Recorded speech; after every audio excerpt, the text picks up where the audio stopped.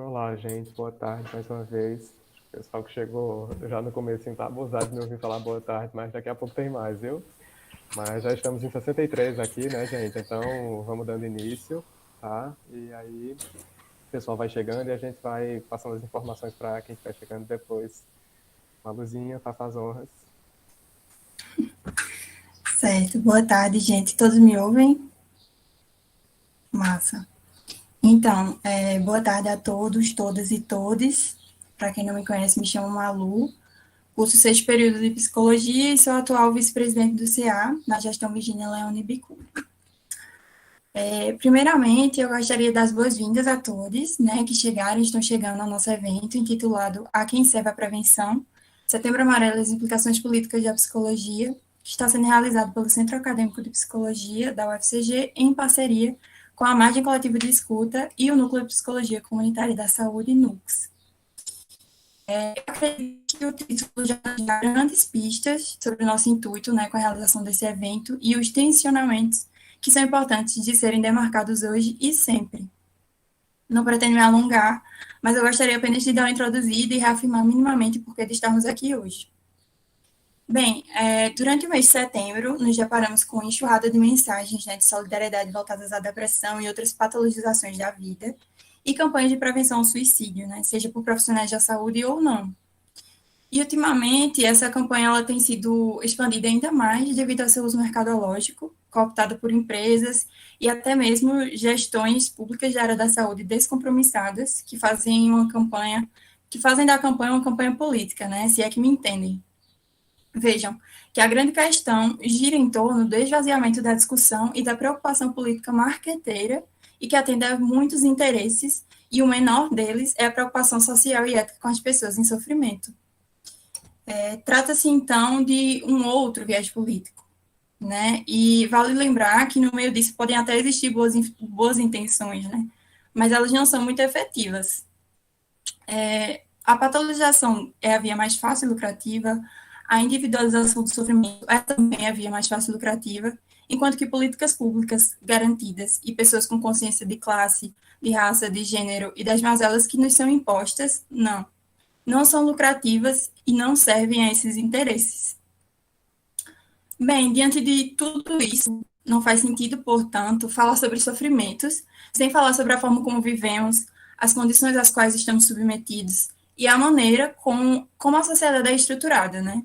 Não podemos ignorar a sociedade racista, colonial, patriarcal, heterossexnormativa, o sistema cada vez mais desigual, né? Sobretudo com o desgoverno em vigência, a precarização do trabalho, a precarização dos serviços públicos, de educação, saúde, o desmonte das políticas públicas e garantidoras de direitos, processo de gentrificação das cidades, marginalização das pessoas pretas, pobres, indígenas e outras não brancas, né? Então, o que não falta é problema, né? Situações de realidade que as pessoas enfrentam todos os dias e que dizem de uma política econômica e de Estado, infelizmente.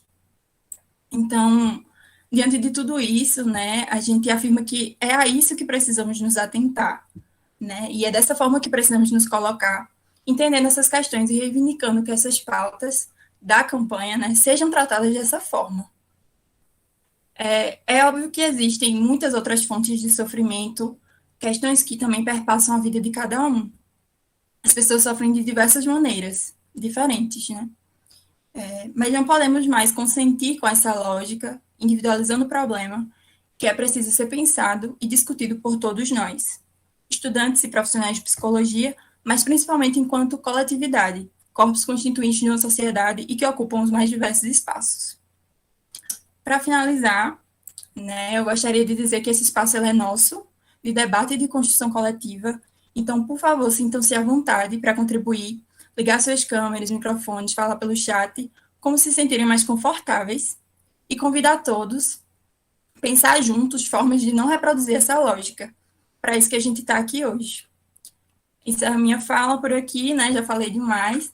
E passo a palavra agora para o amigo e presidente do CA, Gabriel Diniz, que vai dar prosseguimento ao momento de hoje. Bom evento. Olá, gente. Muito boa tarde a todos, todas, todes. Espero que esteja todo mundo bem, na medida do possível. Antes de qualquer coisa, eu queria agradecer a Malu, né, pela fala cirúrgica, como sempre. E, enfim, amiga sempre maravilhosa. Obrigado pela fala. E é com alegria imensa que a gente recebe vocês aqui na tarde de hoje, né, nesse dia que, além de ser um evento de imensa importância para a formação crítica de todos nós, também marca o primeiro evento da nossa nova gestão, né, do nosso centro acadêmico. Então é uma alegria dobrada ter todos vocês aqui conosco. E eu já começo salientando, né, que a gente ficou muito feliz desde o início, quando a gente começou a idealizar esse momento, né, e a gente fica ainda mais contente vendo o resultado disso aqui hoje, né, com a presença de todos vocês. Para quem não me conhece, como o Malu falou, eu sou Gabriel, sou estudante do sexto período de psicologia aqui da UFCG e falo aqui como representante do nosso centro acadêmico na gestão Virginia Leone Bicudo. Hoje eu vou ficar aqui junto com vocês, fazendo a mediação desse nosso encontro, certo?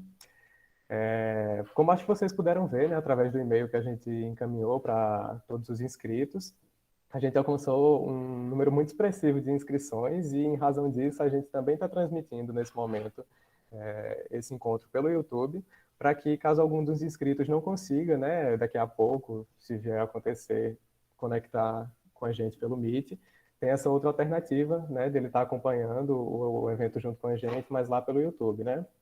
A gente já pede desculpas pelo inconveniente, mas assim, realmente fomos pegos de surpresa, né? Tanto pelo volume muito expressivo de inscrições, como também pelo limite muito pequeno que o Meet comporta. E, enfim, né, já agradecemos a compreensão de todo mundo, sobretudo de quem pode estar acompanhando isso aqui com a gente lá pelo YouTube. Dito isso, a gente queria agradecer primeiramente as nossas convidadas e convidados da Margem do Nux, que aceitaram estar aqui conosco, somando nessa discussão, e a todos que estão se fazendo presentes aqui, professores, alunos e demais profissionais, né? Destinar um agradecimento especial para as professoras e professores que trouxeram seus alunos para cá, que atendendo ao nosso pedido, divulgaram o evento, as suas turmas, e conseguiram mobilizar tanta gente assim, né? Como a gente está podendo ver aqui. E, enfim, minha gente, muitíssimo obrigado pela presença de cada um aqui. A gente fica muito feliz com isso e espero que tão logo a gente possa estar reunidos, né, em tantas outras discussões tão maravilhosas, assim como tenho certeza que essa vai ser, mas presencialmente. Mas, enfim, eu vou rapidinho explicar aqui para vocês como é que vai funcionar o nosso momento. A gente vai já passar a palavra, né, para as nossas convidadas dos eixos específicos de discussão. Serão duas mesas, ambas as mesas terão 40 minutos para fazer suas exposições, fazer suas falas, e ao fim dessas falas a gente vai abrir um tempinho de 15 minutos para que vocês possam participar, trazer inquietações, perguntas, enfim, contribuições no geral que vocês queiram, tá certo?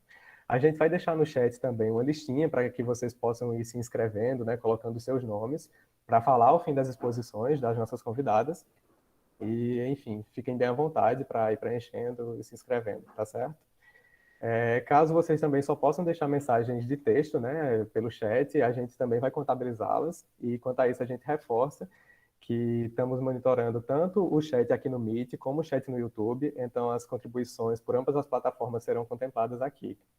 Tá bem, gente? Logo mais a gente também vai estar disponibilizando o link do formulário de presença para que vocês preencham e a gente possa dar andamento aos certificados. E aí, quanto a isso, a gente pede um tempinho a vocês para poder providenciar tudo, mas logo, logo a gente já vai estar enviando também. Alguma dúvida?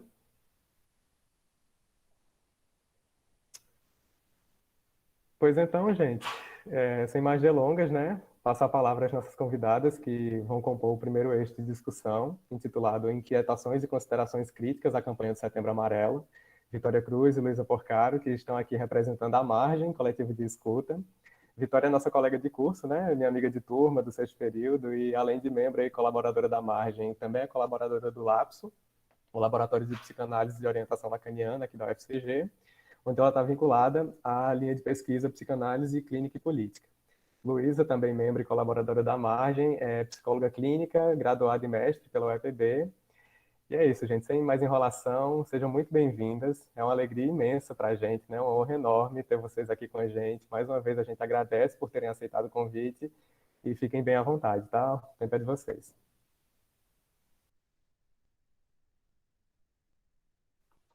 Oi, pessoal, boa tarde. Posso começar? Será? Eu vou começar. Pode sim. Não sei. Então, ótimo. Eu não sei como é que tá a minha internet aqui, porque eu tô do consultório e eu uso bem pouco a internet aqui, então eu espero que vocês estejam me ouvindo. Alguém me faz um joinha aí para eu saber se tá, Tudo certo, Luiz. tá rolando? Então, ótimo. Se eu travar, alguém me avisa. Primeiro, queria agradecer demais da conta o convite. Não foi nenhum aceite, né? Como eu já disse, assim, eu agarrei. Na hora que eu vi a proposta, a proposta caiu no grupo e aí eu não esperei 2 minutos para alguém falar se queria. Eu falei, eu quero. Achei muito boa porque Setembro Amarelo, uma coisa, inclusive isso a gente conversa bastante na margem sobre isso, é angustiante muitas vezes, inclusive para quem é profissional, sabe? E eu já passei por situações muito difíceis sendo obrigada a falar sobre o Setembro Amarelo no emprego que eu tinha, porque era sempre uma perspectiva muito violenta, eu acho, inclusive para a gente que tem que falar sobre isso, sabe? Ter que falar sobre alguma coisa que discorda, mas ter que falar, porque é isso que querem ouvir da psicologia, né? Então, quando eu vi o convite de vocês, eu falei, nossa, finalmente um convite que está disposto a falar sobre o Setembro Amarelo sem tentar vender alguma coisa, né? Então, eu queria agradecer vocês. E aí, diferente da Maria Luísa, eu não sei ser cirúrgica nas minhas falas. Quem recebe áudio meu no WhatsApp sabe que 7 minutos para eu dar bom dia. Então, eu fiz um texto para a gente terminar hoje. E aí eu vou tentar ler esse texto sem me perder muito, porque senão é só de noite que eu termino, tá bom?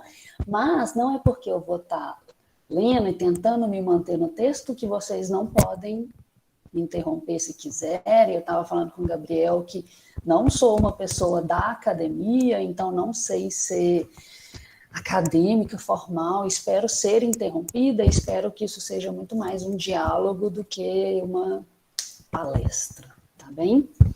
Mas vou começar. Eu queria falar um pouquinho sobre como a margem surge, né?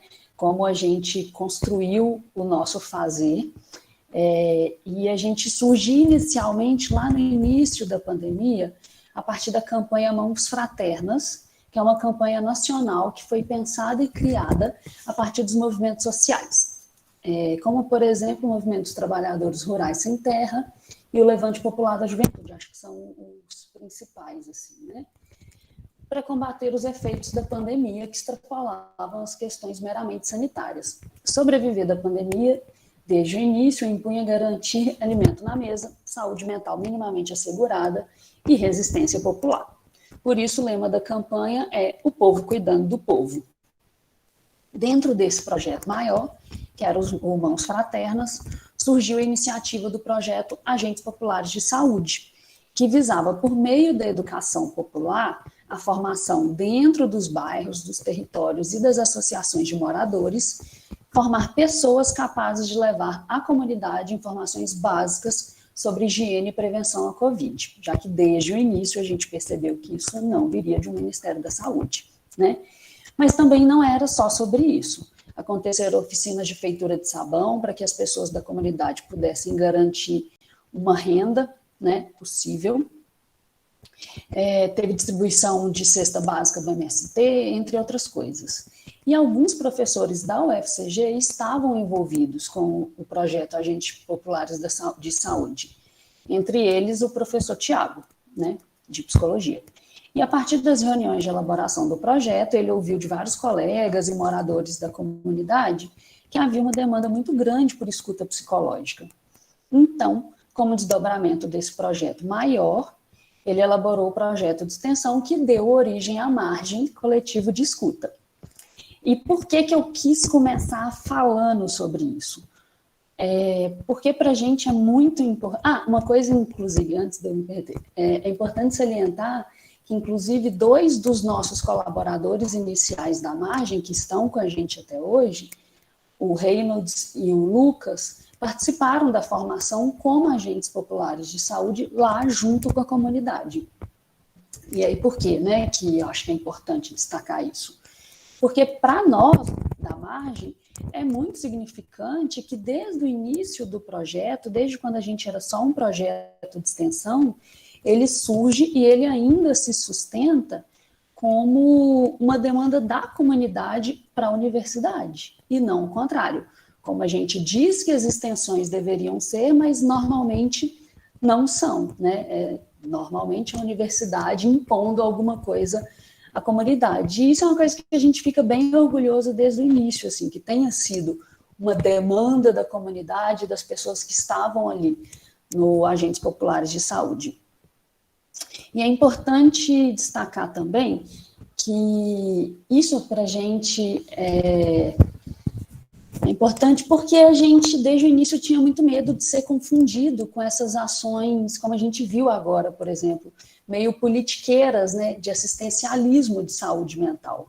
E essa não era a nossa questão e nunca foi. Então, marcar de onde surge, né, esse convite para que a gente construa o projeto é importante, sabe, para a gente, inclusive, não se perder dentro da margem. Hoje nós contamos com 10 profissionais de psicologia, 5 alunos de graduação e o professor Tiago, e estamos com todos os nossos horários de atendimentos preenchidos, né, Vitória, se eu não me engano. Há pessoas que são escutadas desde o ano passado, mas a grande maioria são pessoas que entraram esse ano. Como que a gente mais ou menos funciona, só para vocês entenderem um pouquinho. Quando surge o projeto de extensão, tinha uma dificuldade muito grande de que os estudantes não poderiam fazer essa escuta, né?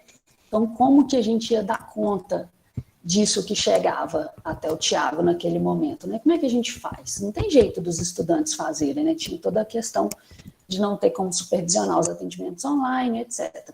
Então, ele juntou um grupo de colegas e amigos que tinham acabado de se formar, ou que já tinham até um relativo tempo de formados, e fez o convite. Olha, o que vocês acham da gente participar do projeto de extensão? Os profissionais fazem as escutas e os estudantes mobilizam e sustentam todo o resto, que é mais ou menos o que acontece mesmo. Eles fazem o contato com a comunidade, fazem os agendamentos de horário, fazem quase que a movimentação do Instagram, as reuniões, etc. A gente que é profissional fica por conta de fazer os atendimentos e participar das reuniões e das discussões.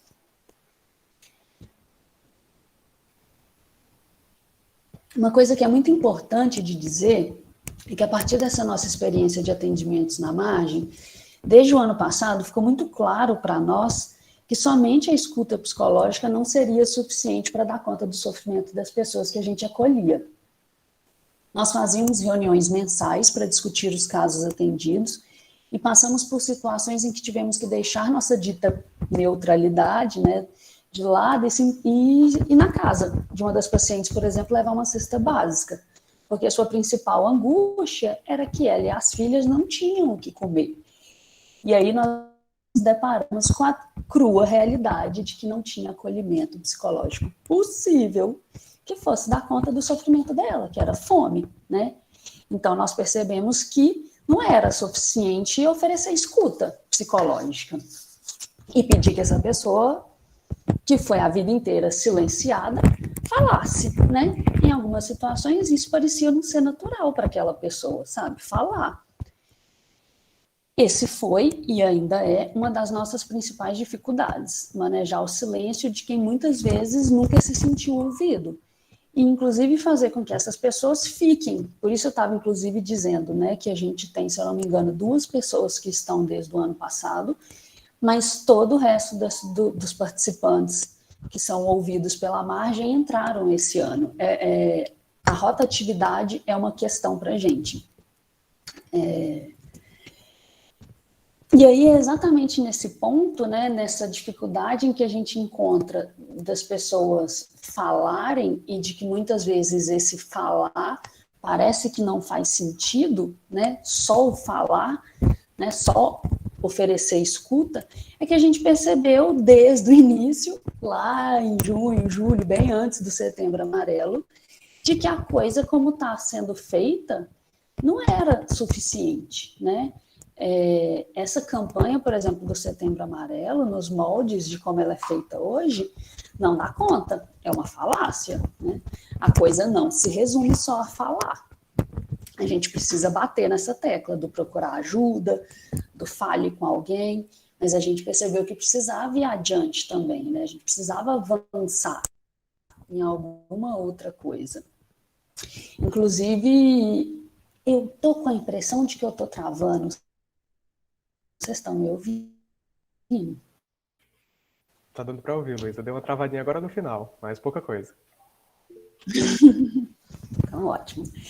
Com essa percepção de que a gente foi vendo que não era só oferecer escuta, a gente, inclusive, começou a tentar se aproximar da rede, né, das unidades básicas de saúde que estão inseridas nessas comunidades que a gente atende enquanto coletivo, para saber o que vocês estão precisando, sabe? A gente está aqui oferecendo escuta, mas são vocês que estão todo dia, né, com esses moradores. O que vocês, enquanto profissionais de saúde, estão precisando? Porque foi uma coisa que a gente percebeu que, assim, a gente precisa ir além, a gente precisa alinhar isso que a gente tem a oferecer, mas também que não seja essa oferta imposta, né? Ó, nós vamos fazer escuta, viu? Mas também a gente só vai fazer escuta.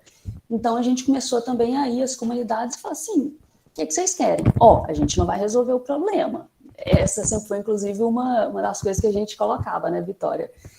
Uma das visitas que a gente fez, a gente não dá conta de resolver o problema, não é isso que a gente está prometendo, mas a gente quer pelo menos saber se a gente vai fazer alguma coisa.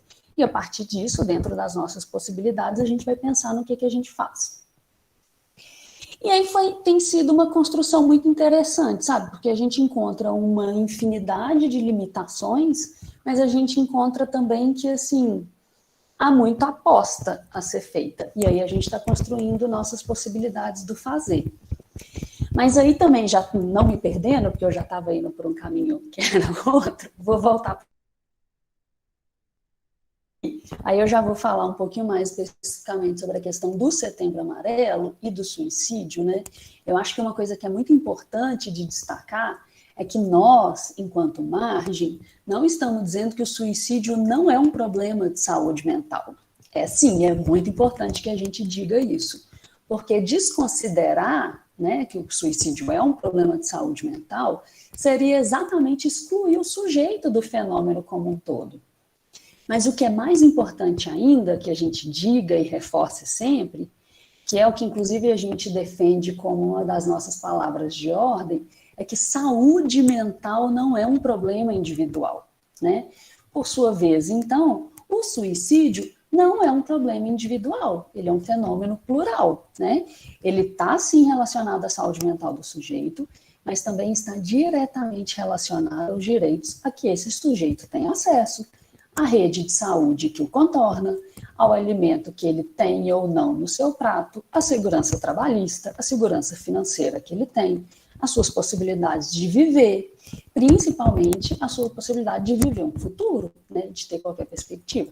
Eu estou, inclusive, tomando muito cuidado, porque eu estou gravando no meio da clínica, então se eu estiver falando muito alto, vocês também me avisam.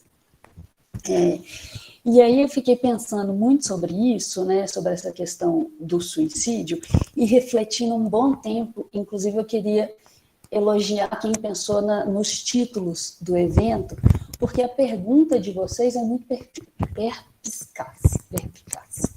A quem serve a prevenção com aspas, né? E aí eu fiquei pensando, para mim, pelo menos, uma resposta talvez um pouco pistola, de quem é meio ariana e quem já anda um pouco sem paciência com essa psicologia plástica, artificial, deslocada da realidade que a gente tem, é que essa campanha, do jeito que a gente vê por aí, do Setembro Amarelo, como é feita atualmente, dessa maneira indiscriminada, serve a quem quer ganhar dinheiro, né? A primeira resposta que me apareceu foi essa, serve a quem quer ganhar dinheiro.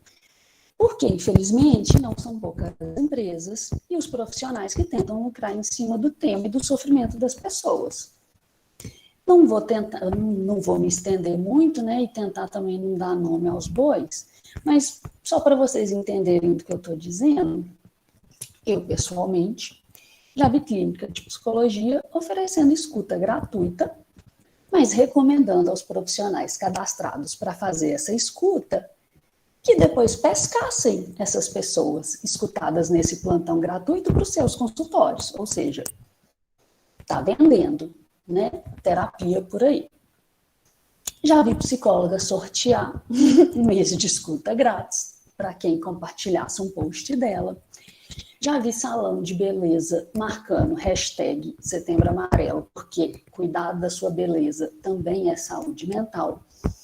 Já vi restaurante com hashtag Setembro Amarelo no post. Então, né, só para não estender muito, é uma tentativa de vender alguma coisa, né? Mas aí também, por que eu acho que a pergunta, né, do para quem serve é muito interessante? Porque eu fiquei pensando um pouquinho mais e eu acho que dá para complementar essa resposta. Porque não tem jeito da gente não dizer que quando a gente fala tanto sobre saúde mental, sobre a importância de nos atentarmos a ela, isso mobiliza, isso transforma alguma coisa, né? Isso leva, sim, algumas pessoas a reconhecerem a importância do sofrimento e a procurarem ajuda nos consultórios de psicologia, de psicanálise, de psiquiatria e etc.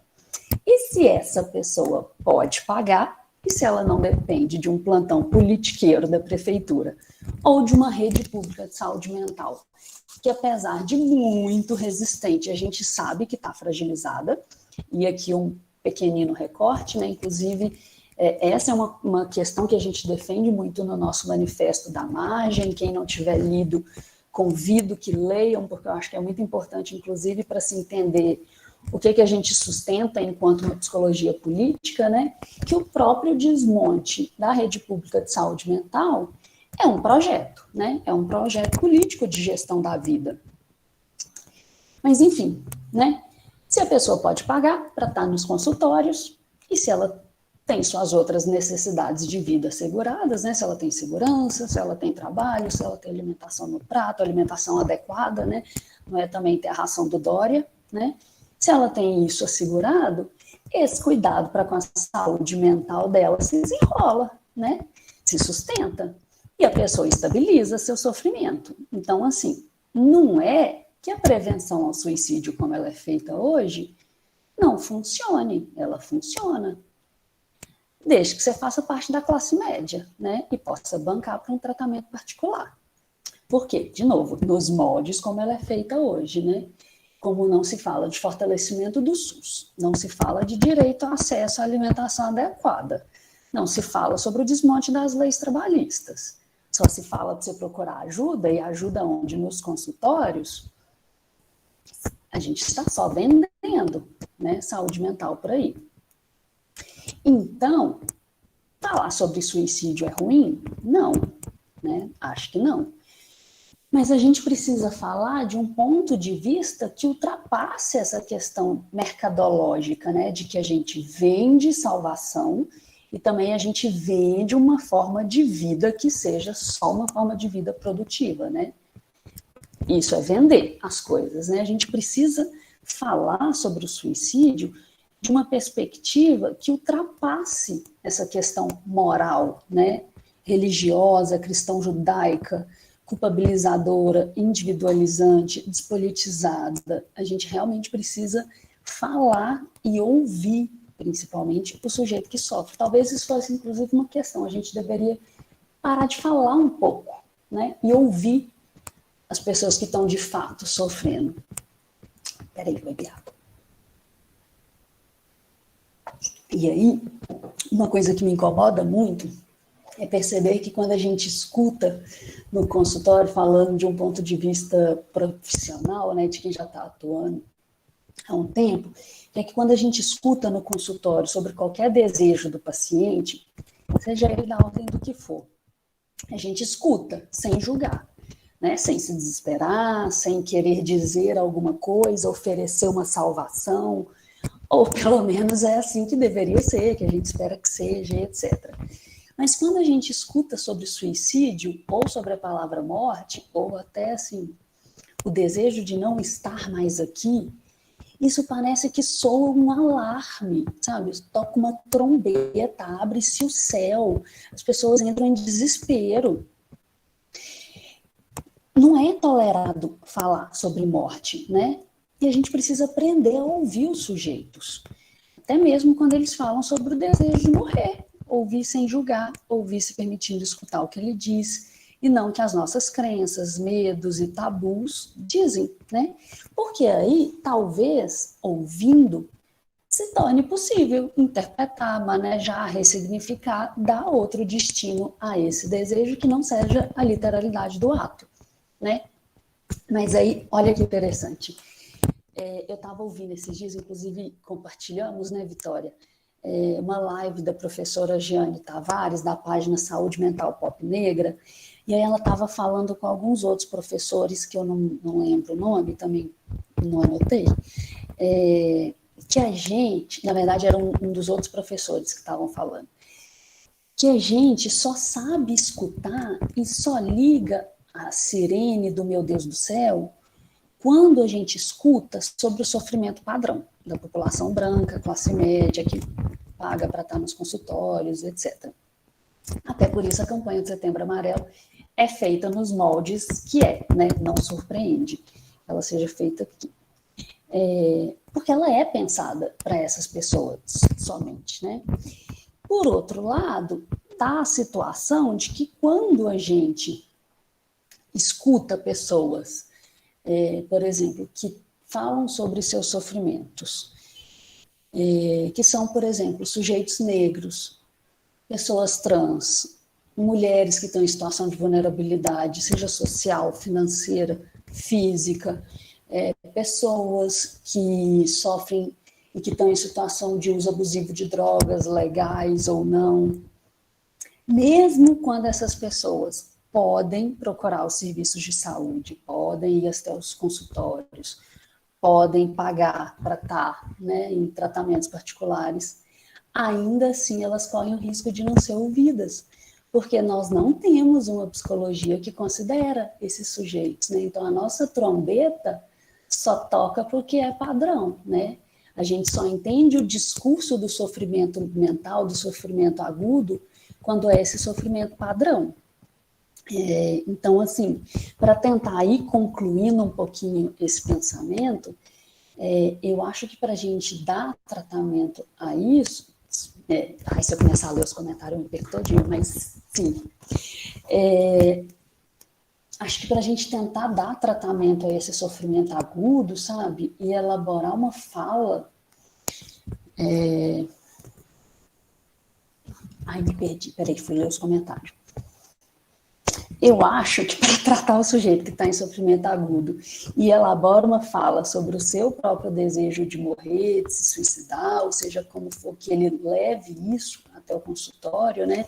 A gente precisa acolher e ouvir com responsabilidade, com honestidade, com profissionalismo, com ética, longe, mas assim, longe demais da conta desse discurso de autoajuda, de falso moralismo cristão, de valorizar a vida, que sinceramente eu acho que nada mais é do que um apelo neoliberal por produtividade, sabe? Valorizar a vida que é produtiva, outras vidas não precisa nem valorizar porque a gente não vai nem ouvir, né? É mais ou menos isso que se dá. E principalmente a gente precisa aprender a levar em consideração os recortes sociais, culturais, políticos e etc. Mas isso é para tratar, né? A questão parece que é para prevenir, que a campanha fala, né? Prevenir. E aqui eu acho que eu posso falar, inclusive, em nome de toda a margem, nós apostamos muito que é urgente a necessidade de extrapolar essa ideia de uma psicologia neutra e que se coloca para além do campo da política. A psicologia é política, construir uma prevenção ao suicídio e ao sofrimento agudo é política. É muito importante que para transformar alguma coisa a gente construa desde já, desde onde aí vocês estão, de estudante, de jovens mesmo, que o nosso fazer profissional não se resume somente a ouvir de um lugar passivo, sabe, de um lugar neutro. No consultório a gente precisa escutar, e inclusive precisa escutar mais e melhor, precisa escutar a todos, né? Não só quem a gente está acostumado a escutar, porque são as pessoas que estão presentes nos consultórios, mas a gente precisa também escutar além, sabe? A gente precisa, inclusive, começar a estudar mais, a entender do que a gente não sabe e ainda não dá conta, e a gente precisa começar a incomodar, sabe? Falar e incomodar enquanto fazer profissional. Eu acho que a gente precisa falar nas nossas próprias supervisões e análises, porque parece que é tão intolerável para a psicologia falar sobre a morte, falar sobre o desejo de morrer, falar sobre o que representa de fato esse desejo, porque se a gente fala enquanto sujeitos dos nossos incômodos, nas nossas supervisões e análises, não é o nosso paciente que vai ouvir sobre esse desconforto, né? Mas parece que a gente não está disposto a falar sobre os nossos desconfortos e fica falando à torta e à direita por aí com os outros de um lugar de suposto saber, né?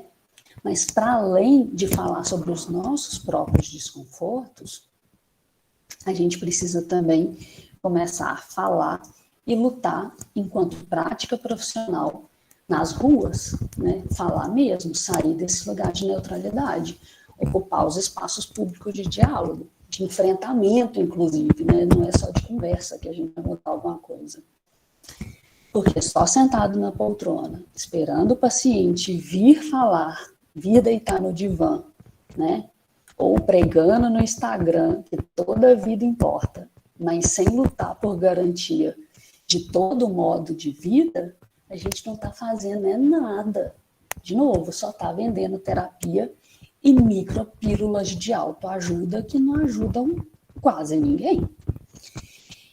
Então, é isso. Já encerrando, eu vou fazer questão de repetir aqui, dizer a vocês, né, fazer o convite de que quem tiver interesse de conhecer a margem, de nos ajudar a fazer a margem existir, continuar resistindo, leiam o nosso manifesto, tá no nosso perfil do Instagram, e nossas palavras de combate, né, são: saúde mental não é um problema individual, fora Bolsonaro genocida. E eu acho que dizer isso não é só repetir um mantra que virou legal, sabe?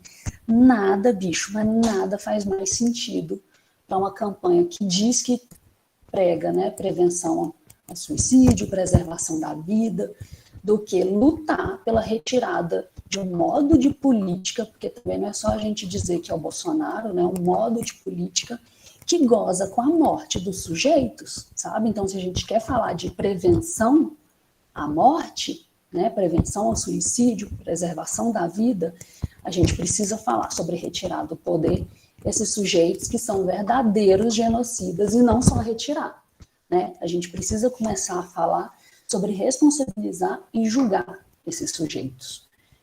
Isso sim é falar sobre preservar a vida, né? Fora Bolsonaro. E é isso que eu tinha para dizer. Vitória! Oi, gente. Vocês estão me ouvindo bem? Sim, Vitorinha. Pronto. Eu vou falar logo, aí depois a gente abre para perguntas. Primeiro, agradecer o convite, né? É muito feliz estar aqui, estar representando a Margem, que é um projeto que eu tenho muito orgulho de fazer parte, de construir junto. E aí eu vou começar aqui. E falar também da fala de Luísa, né? Que é sempre bom ouvir Luísa falando. Ela sempre traz muita coisa para a gente pensar. Eu pensei muito sobre como começar a minha fala aqui no evento. E depois de muitas ideias, de inícios, aí eu cheguei à conclusão que eu deveria começar pelo que eu estava pensando e finalizar. Então, eu vou aqui iniciar minha fala pontuando duas situações, acontecimentos, para que, partindo disso, a gente possa refletir e tensionar essa lógica das campanhas do Setembro Amarelo. Primeiro, eu vou trazer algo a partir da minha experiência na Margem. No último mês, na minha experiência na Margem, no último mês. Junto com o George, eu assumi a responsabilidade de fazer a ponte entre a pessoa que procura o atendimento, o acompanhamento psicológico, e o profissional da psicologia, E o que a gente notou é que parece que a procura por atendimentos aumentou nesse último mês. Tanto que a gente está sem horários disponíveis. E aí, outro ponto, né, é que a maioria das pessoas que chegam buscando atendimento, elas já chegam nomeando o seu sofrimento. Ah, procurei porque estou muito depressivo, muito ansioso, muito angustiado, acordei pior esses dias, e aí fiquei pensando sobre essa relação. É setembro, existe uma circulação de várias campanhas do Setembro Amarelo, divulgadas de uma forma mercadológica, está acontecendo esse aumento de procura por atendimentos, mais pessoas estão chegando com queixas já nomeadas, e aí fiquei me perguntando, será que tem algo aí, produto do Setembro Amarelo? Será coincidência ou será que a própria lógica do Setembro Amarelo gera esse aumento por busca de atendimento? Seria esse um efeito iatrogênico do Setembro Amarelo? E aí, a título de informação, eu trouxe, né, que quando a gente vai lá no site do IPEA e verifica as taxas de suicídios, no intervalo de 2015 a 2019, é observado um aumento simbólico desses números. E aí, por que eu escolhi esse intervalo? Porque em 2015 é que o Brasil adotou oficialmente o que a gente conhece como Setembro Amarelo. Ou seja, foi quando o mês de setembro foi tomado como mês de prevenção ao suicídio e da valorização da vida. E não que em anos anteriores essas taxas de suicídios não tenham, não estivessem em um movimento de aumento, elas estavam, mas só que mesmo diante dessas campanhas de como prevenir, né, o suicídio, os números de suicídio continuam aumentando. Então, acho importante a gente pensar também sobre isso. E aí, outro acontecimento que eu vou trazer é o suicídio que ocorreu dia 18 de setembro de 2021. No dia 18 de setembro desse ano, o seu Luiz Carlos Reis, de 56 anos, trabalhador da Proguaru, cometeu suicídio. Só para contextualizar, a Proguaru é uma empresa pública que oferece serviços de limpezas urbanas, obras de infraestrutura e tal, localizada em Guarulhos, São Paulo. Em meio à pandemia, o Brasil já em um estado crítico de desemprego, insegurança alimentar, aumento das despesas, aumento de energia, gasolina, aluguel, o prefeito de Guarulhos, Guti, do PSD, que também é bolsonarista, ameaça e continua ameaçando fechar a Proguaru e, com isso, deixar mais de 4 mil, para ser exato, 4.700 trabalhadores desempregados. E isso visando favorecer empresas que oferecem serviços terceirizados, ou seja, favorecer empresas privadas. E aí, diante disso, seu Luiz Carlos Reis, com 56 anos de idade, trabalhador, frente a uma ameaça de desemprego, cometeu suicídio. Segundo a família de Luiz, ele já enfrentava a depressão há 14 anos e a ameaça de desemprego, com o possível fechamento da Proguaru, foi o ápice para possibilitar essa passagem ao ato. E aí fiquei pensando, o suicídio de seu Luiz aconteceu alguns dias depois do dia 10 de setembro, que é conhecido como o Dia Mundial de Prevenção ao Suicídio, e o que gera, né, todas essas campanhas do Setembro Amarelo. E aí, será que isso já responde em alguma medida o questionamento que intitula o evento, né? A quem serve a prevenção? E algo que a Deluísa já pontuou aí anteriormente sobre essa prevenção. Posto isso, continuo minha fala afirmando que a lógica do Setembro Amarelo é vazia e deixa de fora, na verdade, oculta os atravessamentos sociopolítico-econômico que estruturam as formas de sociabilidade e de organização social. Ou seja, a lógica do Setembro Amarelo deixa de fora as implicações dos modos de produção e reprodução da vida dentro da dinâmica de um sistema capitalista. Vejam, as campanhas do Setembro Amarelo estão fincadas em uma racionalidade que individualiza o sofrimento, reduz a ideação e o ato suicida à dimensão dos valores morais, religiosos, se utiliza muitas vezes da autoajuda como forma de prevenção e propõe apenas saídas individuais. Nesse sentido, as campanhas do Setembro Amarelo focam no indivíduo e encobrem todos os marcadores sociais que atravessam o processo de constituição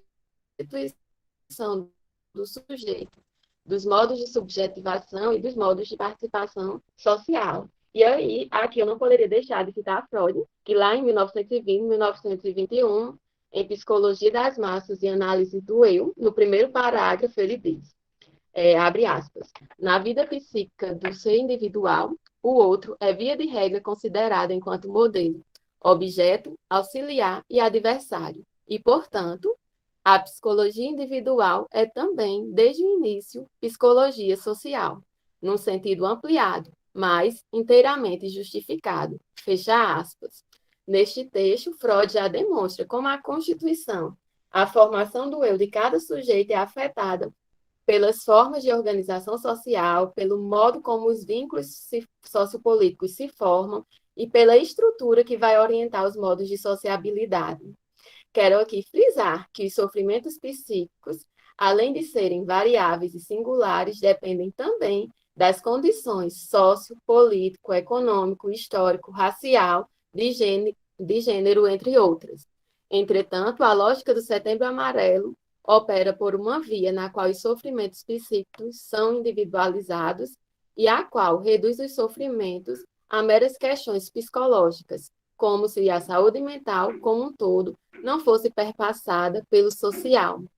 Aí, marcadores sociais como fome, insegurança alimentar, miséria, são ignorados. E aqui eu vou abrir um parênteses para falar da margem, né, da maioria das demandas que chegam, que também, principalmente ultimamente, no primeiro contato, as pessoas já falam, olha, perdi meu emprego e meu salário era o que sustentava a casa. E aí? Perdi meu emprego e quem me sustenta é meu filho, não sei o que fazer. Preciso de um atendimento, preciso conversar com o psicólogo, perdi meu emprego, o que eu faço? Estou precisando muito de um psicólogo. E aí, isso tudo parece que é ignorado por essa lógica, né? E esses determinantes sociais, que são inteiramente ignorados pelas campanhas, que defendem fortemente a prevenção ao suicídio e a valorização da vida, baseada em valores morais, autoajuda, como a gente pode observar, né, em muitos eventos, que são focados em uma disseminação de discursos pautados em valorização da vida, todos pela vida, escolha da vida, toda vida importa, e tantas outras frases de efeito. E discursos esses que defendem uma suposta valorização da vida, mas aí precisamos nos inquietar e refletir, né? Valorização de quais vidas, que vidas merecem ser valorizadas, como valorizar a vida sobrevivendo na miséria, como valorizar a vida diante da ameaça do desemprego, como valorizar a vida sem acesso ao básico, que vidas ou que vida é importante, quem pode escolher a vida, e como valorizar a vida, e aí parafraseando uma música de Emicida, se até para sonhar tem entrave. Partindo disso, vejo que essas campanhas fazem de tudo, menos acolher e reconhecer o sofrimento de cada sujeito. Na verdade, essas campanhas, como já foi falado, invisibiliza e não reconhece determinadas formas de sofrimento. E formas essas de sofrimento que estão aí justamente denunciando esse sistema capitalista e apontando. Olha, tem algo aí dessa estrutura que gera sofrimento, que gera mal-estar. Tem algo aí desse modo de vida que precisa ser transformado. Entretanto, para o sistema capitalista, é mais confortável produzir e gerir, confortável e lucrativo, né? Produzir e gerir sofrimentos. Então, antes de pensar em um setembro amarelo, pautado pela suposta valorização da vida e pela consideração apenas de causas e saídas individuais para o suicídio, precisamos atentar para o fato. O suicídio é um fenômeno social que, para além de questões singulares de cada sujeito, possui determinantes sociais, históricos, econômicos e políticos. Então, para pensar propostas de prevenção ao suicídio, é necessário pautar todas as implicações da estrutura social na vida de cada sujeito. E aí, para finalizar, eu chamo a atenção, eu ressalto aqui que esquecer, ocultar os atravessamentos da estrutura social brasileira das discussões sobre o suicídio e também das discussões sobre saúde mental, sofrimentos psíquicos, é não querer ver as implicações dessa estrutura sociopolítico-econômica, é não reconhecer os sofrimentos daqueles que estão localizados à margem da estrutura social brasileira. É ocultar que o Brasil é um país construído em cima do sangue, do genocídio da população indígena e da população negra.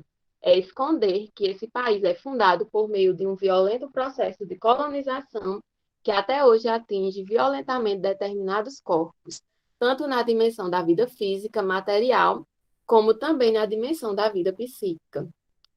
E aí, né, a gente vê que esse contexto da pandemia escancara todos esses requisitos dessa estrutura colonial, capitalista, e de um sistema que vai explorar corpos específicos e gerar lucros para poucos.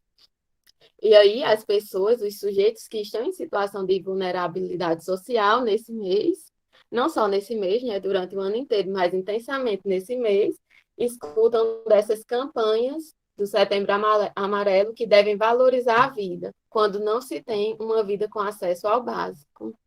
Então, finalizo por aqui. Vitória, Luísa, muitíssimo obrigado pelas falas maravilhosas. Eu estou aqui bestinha, assim, ainda tanta coisa por pensar, tanta coisa para querer falar, mas enfim, né? A gente vai dar prosseguimento aqui, né, para esse próximo momento, que vai ser o das inscrições, o pessoal que está se inscrevendo aqui para falar, certo? Mais uma vez, muito obrigado pelas falas maravilhosas. E de acordo aqui com a listinha, Hannah se inscreveu para falar, Ana Lins. Depois eu e, gente, quem mais quiser se inscrever, eu vou atualizar a lista aqui. Só irem colocando o nome e chamando a nossa atenção, tá bem? Mas fica à vontade, Hannah. Bom, boa tarde a todos. Vocês conseguem me escutar bem? Sim, sim. Vou me apresentar bem em breve. Me chamo Hannah, sou estudante de psicologia da Fafiri, em Recife. Eu estou no 9º período e já estou bem aí às vias de começar a clínica, né? Antes de começar a fazer algumas pontuações, são comentários bem breves, eu gostaria muito de agradecer. Eu nem imaginava o quanto esse evento ia ser tão bom para mim, de escutar o que vocês têm de demanda desse projeto que eu não tinha conhecimento aí em Campina Grande, e foi, assim, muito rico saber disso, saber que aqui tão pertinho tem um projeto tão maravilhoso que faz esse tipo de acolhimento e tem essa luta tão importante, né? Também fiquei muito, assim, com medo de entrar nessa live hoje, trabalhar isso com vocês aqui, porque semana passada eu perdi um amigo para o suicídio, né? Foi um momento muito difícil. A gente simplesmente não imaginava que ele fosse cometer esse ato, enfim. Foi um momento, assim, foi uma tragédia na família dele, para nossos amigos foi uma coisa bem inesperada, e eu fiquei muito sensível para poder entrar.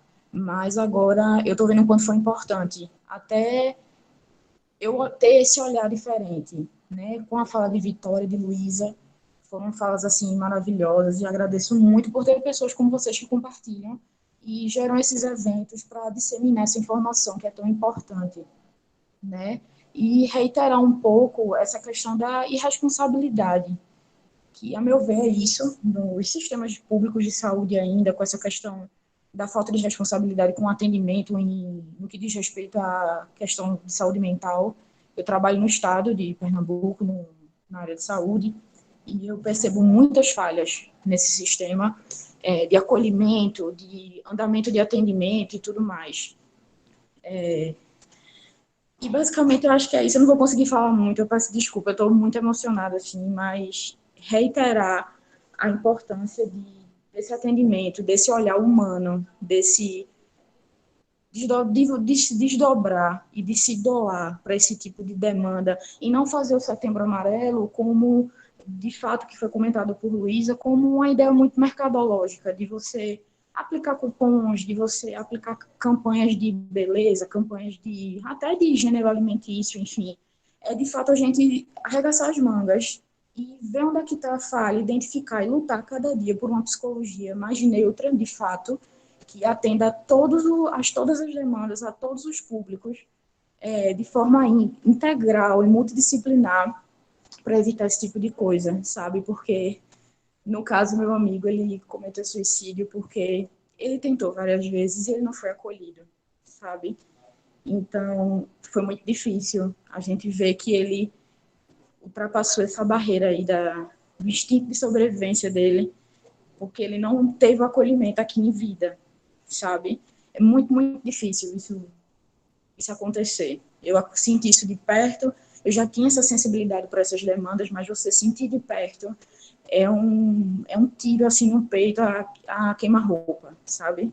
Mas enfim, é isso, não vou me ater muito. Agradeço demais, demais mesmo pelo evento, muito, muito massa essa ação de vocês e essa preocupação e essa luta.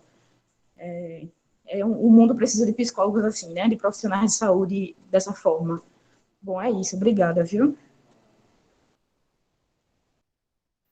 Ana, muito obrigado pela participação aqui, viu? A gente fica feliz demais com a sua presença e agradece demais a sua fala, né? Importantíssima.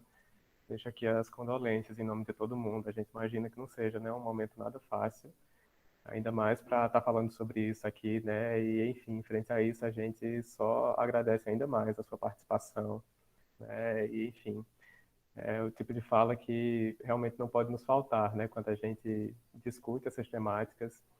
E, enfim, mas sinta-se acolhida por nós aqui. Muito obrigado mesmo pela participação, viu? E espero que siga participando aqui com a gente. A gente já já vai dar prosseguimento, né, com a próxima mesa, mas ficamos muito felizes com a participação, viu? Gente, eu vou dar prosseguimento aqui lendo alguns dos comentários que foram feitos, né, tanto aqui no chat do Meet, como lá no YouTube, tá? Queria, antes de qualquer coisa, né, reforçar o que já foi dito, né? A Hannah trouxe agora há pouco que ela trabalha, né, no estado de Pernambuco e também percebe essas dificuldades lá, né? E aí a gente olha para um momento como o que a gente está vivendo e falando sobre Campina Grande, e a gente vê que tipo o buraco é bem mais embaixo e que isso não se resume às dificuldades, aos entraves que a gente encontra por aqui, né? Dando nome aos bois mesmo, a gente viu, né? Como o Malu já salientou, e enfim, o que nos aconteceu há pouco tempo, né, com a prefeitura aqui de Campina, convocando voluntários para trabalhar nos plantões psicológicos agora, né, no mês de setembro. E, enfim, né, não preciso nem me estender tanto para falar da indignação da gente, enquanto estudantes e profissionais da área, em relação a essas medidas, né? E como isso muitas vezes é só um atenuador de desamparos, né? Porque se resume àquela oferta mercadológica, aquela coisa do tipo, temos 4 sessões aqui, com o plantão, que foi o número que eles elegeram arbitrariamente. Depois disso, quer dar continuidade? Vai lá para o meu consultório, você me paga. Sabe? A gente vê isso sendo transformado em política pública, é uma coisa extremamente difícil, né? E a gente vê o caráter estrutural disso quando a gente se depara com falas como a de Hannah, né, que está aqui no estado vizinho e que também enfrenta, né, essas dificuldades.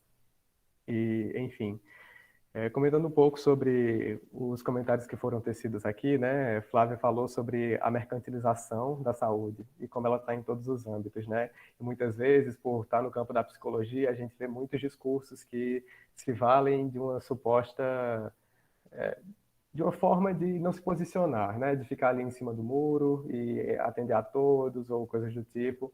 E, minha gente, isso não existe, né? Se a gente não se posiciona, a gente sabe muito bem de que lado que a gente está, né? E é do lado de quem oprime. E, enfim, RB também reiterou aqui, né, que a psicologia ainda é branca.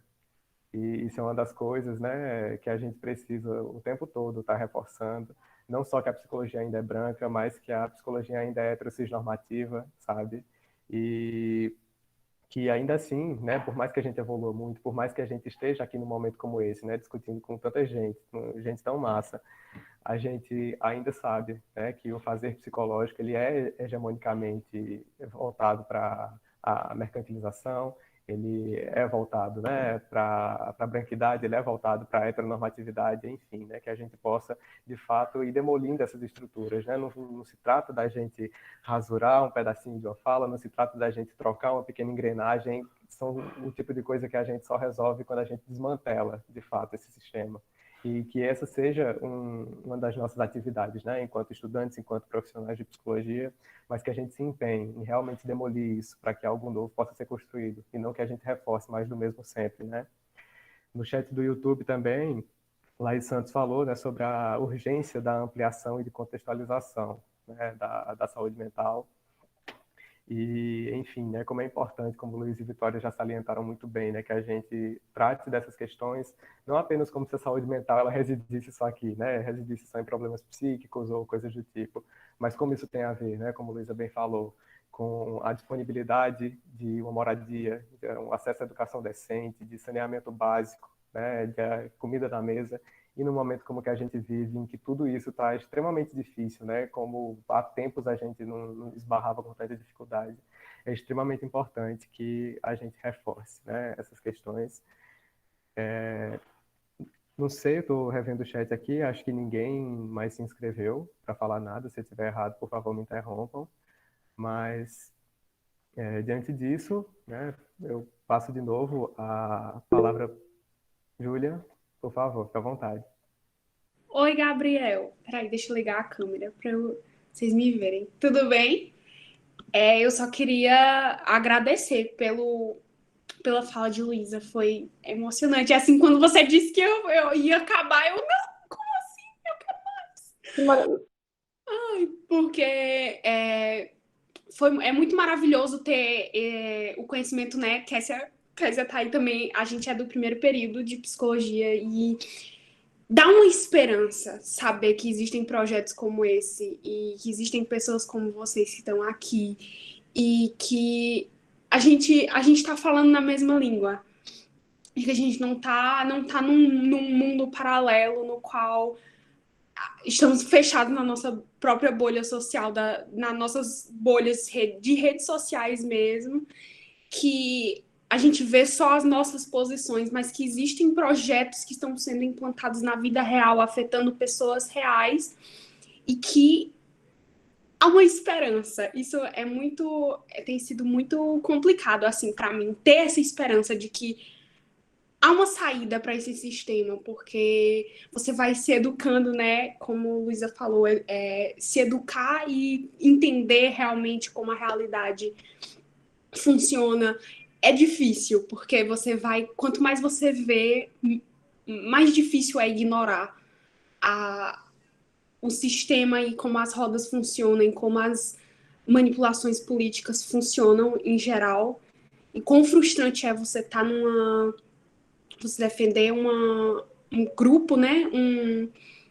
Um grupo de profissionais que ainda erram, mas é tão bom ver essa esperança. Eu anotei outra coisa também, que Gabriel falou agora da revolução. Não é fazer uma rasurazinha no final da página, é a gente mudar a estrutura do que está acontecendo, porque é muito difícil a gente conseguir melhorar de uma forma efetiva sem essa, digamos assim, sem essa radicalização, né?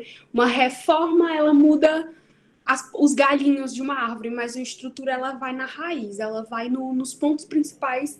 E os pontos principais na nossa, acredito, licença poética, a saúde mental está inclusa como uma coisa essencial para que essas vidas que a gente está defendendo, elas sejam vidas com dignidade e não sobrevidas, e não pessoas tentando sobreviver a cada dia. Era só isso que eu queria compartilhar. Muito obrigada, gente.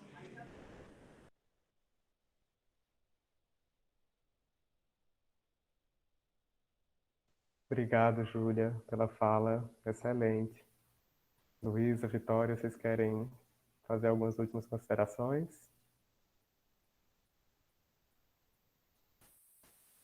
Eu queria agradecer o convite, dizer à Júlia que se qualquer coisa dita aqui serve como propulsão, sabe? Você não faz ideia de como ouvir vocês é oxigenador do que eu acho que sustenta, sabe? O que dá coragem para continuar tentando construir alguma coisa. Eu estava ouvindo a Vitória e pensando, bicho, se o Thiago tem qualquer mérito, é o dedo bom para escolher orientando. Que aula, Vitória.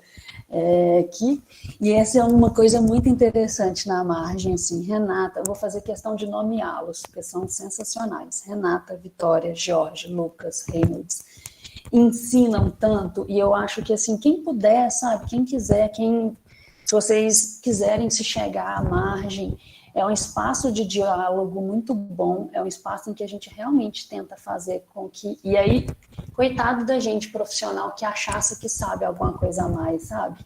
Porque a gente aprende tanto com os nossos estudantes extensionistas, né? Não sei se é assim que diz, mas com os meninos e as meninas, sabe? A gente aprende tanto, é um espaço de diálogo tão bom.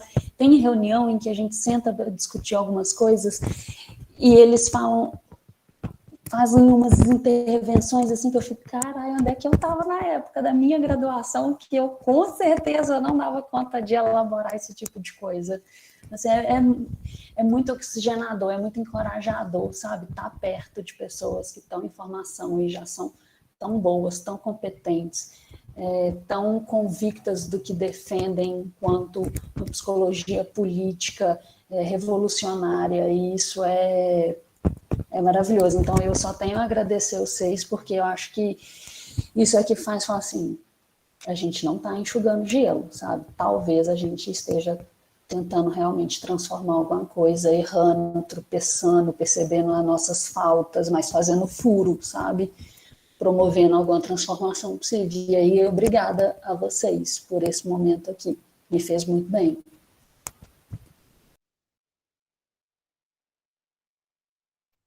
Oi, de novo. Eu também só queria agradecer o espaço aqui, a discussão. Dizer a Luísa que toda vida que ela fala, a Vitória deu uma aula, Vitória, eu aprendo com Vitória, eu fico morta de emocionada, porque é muito bom ouvir de quem a gente admira. E falar que é uma troca, um aprendizado mútuo, né, na margem, porque a gente está sempre, toda reunião a gente sai com muita coisa, aprendendo bastante. Então, acho que é só isso.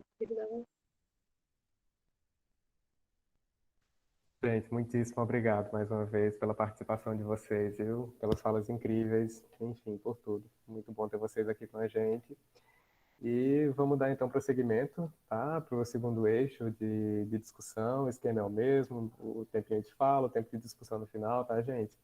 Já coloco novamente no chat a listinha. Mas é isso. Mais uma vez, obrigado, Luísa, obrigado, Vitória. E dando prosseguimento, né, à nossa discussão, eu queria chamar aqui José Franzumba, Fabiola Batista e Rodrigo Antônio, todos colegas nossos de curso, do 8º período aqui, representando o Núcleo de Psicologia Comunitária e da Saúde, o NUCS da UFCG, para dar início, né, ao nosso segundo momento de discussão, na mesa intitulada Intervenções Possíveis da Psicologia. Zumba é membro e colaborador do NUCS, Fabiola também membro e colaboradora do NUCS e estagiária na APAE, aqui de Campina Grande, e Rodrigo, além de membro e colaborador do NUCS, também é membro e colaborador do Núcleo de Pesquisa e Extensão sobre Drogas, também da UFCG, o NUD. Uma felicidade imensa, gente, ter vocês aqui com a gente, e mais uma vez a gente agradece demais por terem aceitado o convite e estar somando junto com a gente aqui nessa discussão, viu? Tá com vocês aí, fica à vontade. Olá, gente, boa tarde. Muito obrigado, Gabriel. Inclusive, eu sou José Fran, né? Inclusive, eu, Fabiola e Rodrigo, a gente gostaria de agradecer a oportunidade, né, e o convite do Centro Acadêmico para a gente estar falando aqui sobre essas intervenções possíveis da psicologia. Ainda mais depois de falas e reflexões tão fortes que nos causam tanto movimento interno, né? Como foram essas que Vitória e Luísa puxaram, mas que também tiveram as outras participações. E aí, a gente pensou em falar um pouco dessas intervenções a partir da nossa experiência com o grupo de prosa, que é um projeto de extensão que vem sendo realizado desde julho do ano passado. Em 2020, né, o contexto da pandemia, ele fez o Núcleo de Pesquisa, Extensão e Psicologia Comunitária e da Saúde, que é coordenado pela professora Valquíria, a pensar como a psicologia comunitária poderia contribuir, né, com a promoção de saúde nesse momento em que a gente precisava ficar isolado socialmente, e como fazer isso pensando que a psicologia comunitária, quando se pensa em psicologia comunitária, se pensa quase necessariamente em grupalidade. E aí uma das nossas preocupações era, na época, como não perder o vínculo e os trabalhos que a gente já vinha desenvolvendo. Então, como podemos continuar os nossos trabalhos nessa maneira remota, né? E aí a solução veio com um grupo de prosa, Redescobrindo Cuidados, que é um grupo de ajuda e suporte mútuo online, e que inicialmente a gente pensou em acolher somente as pessoas da comunidade aqui de Campina Grande, mas que por algumas questões que a gente vai retornar mais na frente, durante a nossa apresentação, não foi possível, e aí a gente abriu para o público geral. Hoje, gente, eu vou pular minha apresentação, porque Gabriel já fez, mas eu sou o Rodrigo, que ele citou. Gabriel, inclusive, aí tu me dá um puxão de orelha, se a mente não ficar ruim. E sobre a ideia, né, do projeto que Zumba falou, que a gente vai falar um pouco sobre ele aqui, a ideia da extensão era que a gente criasse um grupo, né, de ajuda e suporte mútuo online, porque naquele tempo, né, era o que era possível de se fazer, e que fosse aberto, né, para todos que estivessem sofrendo com isolamento social e os seus desdobramentos. A gente utilizou, então, o Google Meet e o WhatsApp como forma de contato e de mediação dos encontros para construir, né, essa experiência grupal. E é importante dizer que a gente acredita, né, enquanto núcleo, que a universidade ela tem um papel social muito importante, né, de transformação social, e que a gente, enquanto núcleo também, né, acredita nisso, principalmente porque, enquanto núcleo de psicologia comunitária, a gente acaba sendo orientado, né, pela educação popular de Paulo Freire e também pela psicologia social da libertação de Martin Barrow, né, que orienta a construção de trabalhos que tenham uma formação horizontal de construção de saber, né, e que tenham também um engajamento político com a realidade social onde se está sendo vivenciado. O projeto, ele iniciou com uma experiência de extensão e atualmente ele também continua, né, então ele começou lá no ano passado, e continua atualmente como, além de um projeto de extensão, como uma possibilidade também para os estagiários do Básico 1 do curso de Psicologia, né? Oi, gente, boa tarde, sou Fabiola. Gostaria de agradecer nossa presença aqui.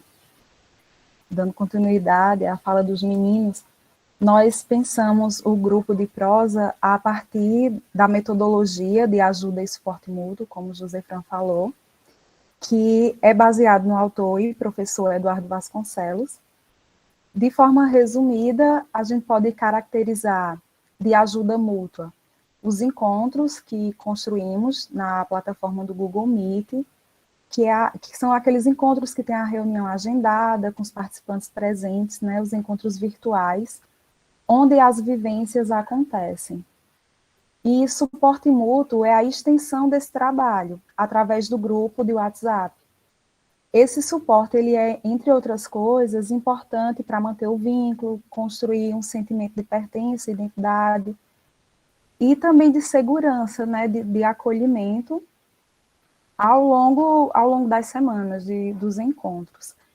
No WhatsApp, nós lançamos temas de acordo com o que vem sendo visualizado nas reuniões, nas falas, né, desses participantes, as demandas trazidas, também com olhar lá na primeira demanda da ficha de inscrição, mas sobretudo no acompanhamento mesmo desses encontros. E aí a gente pensou em utilizar as ideias desses grupos de ajuda e suporte mútuo, porque eles constituem um espaço de acolhida, de troca de experiências e de apoio emocional. Eles valorizam a experiência de vida de cada um dos participantes e do grupo como um todo, e dessa interação que é feita, né, do que é construído ali no grupo. Eles também promovem o crescimento pessoal e coletivo sobre como lidar com o sofrimento psicossocial no dia a dia, né? De como conviver melhor com a família, para além do conceito tradicional de família, né? Mas como conviver melhor com a rede socioafetiva que essas pessoas têm. E eles também estimulam que os participantes desenvolvam outras formas de apoio coletivo como suporte, entendendo que o grupo, ele finda, né? E como forma de mediação dos encontros, nós utilizamos as práticas integrativas e complementares, as PICs, algumas delas, E também metodologias participativas, nós também criamos muita coisa, que possibilitam uma mediação do grupo de uma maneira participativa mesmo e dialógica.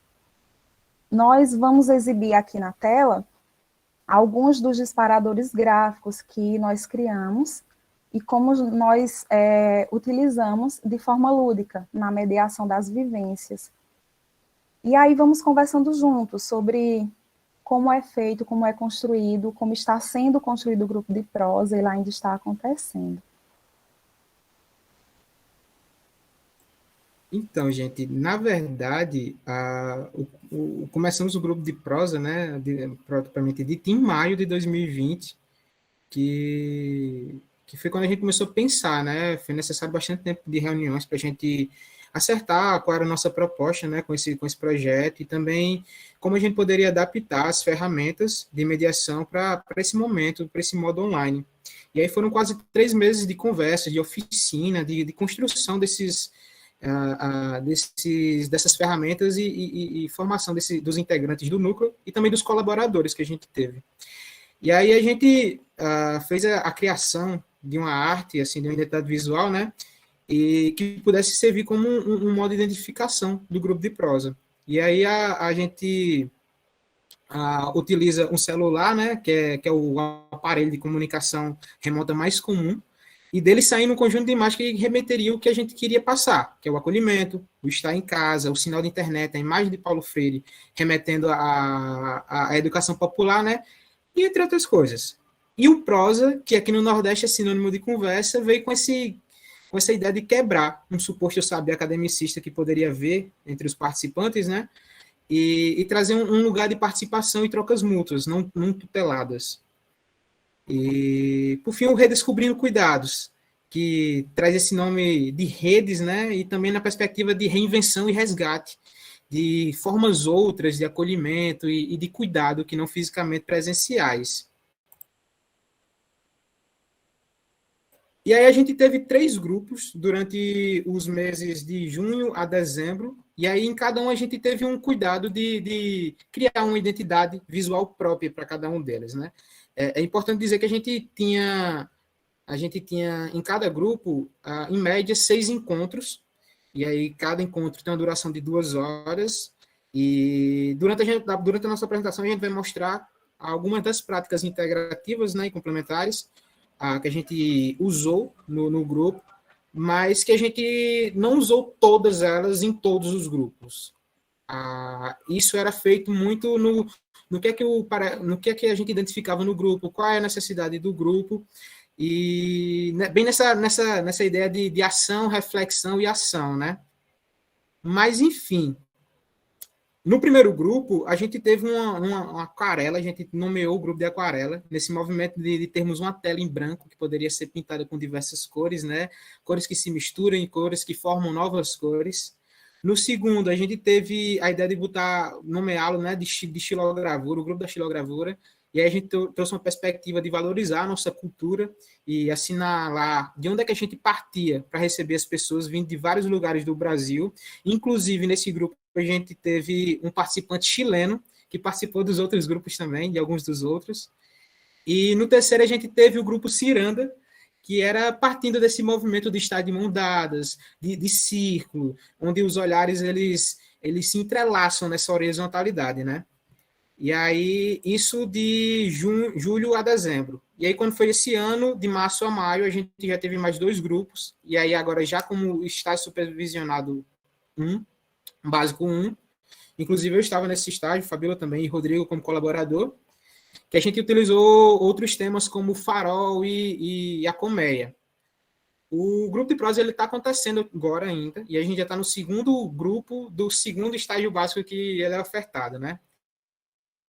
Percebe, né, com essas artes, que ela já provocam um certo movimento interno a esses temas, né, assim, na organização prévia dos facilitadores mesmo, além de ele cumprir também essa função final de ser um meio de comunicação com o público externo.